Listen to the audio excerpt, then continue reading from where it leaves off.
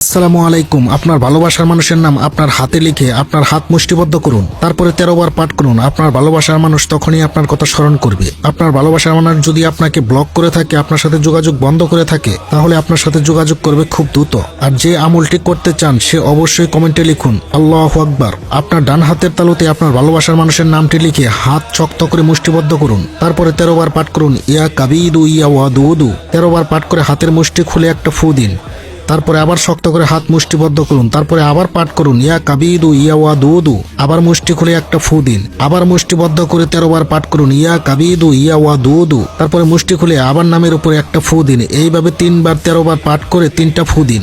ইনশাআল্লাহ আল্লাহর রহমতে আপনার ভালোবাসার মানুষটি যদি আপনার উপরে রাগ হয়ে থাকে বা আপনার সাথে যোগাযোগ বন্ধ করে থাকে, তাহলে অবশ্যই আপনার সাথে যোগাযোগ করবে এবং সে আপনার কাছে ছুটে চলে আসবে ইনশাআল্লাহ। আমল সম্পর্কে বিস্তারিত তথ্য জানার জন্য আমার ইমো বা হোয়াটসঅ্যাপে মেসেজ করুন। আমার নাম্বার হচ্ছে 01614291904। শুধুমাত্র ইমো বা হোয়াটসঅ্যাপে মেসেজ দিবেন। আসসালামু আলাইকুম রহমতুল্লাহ।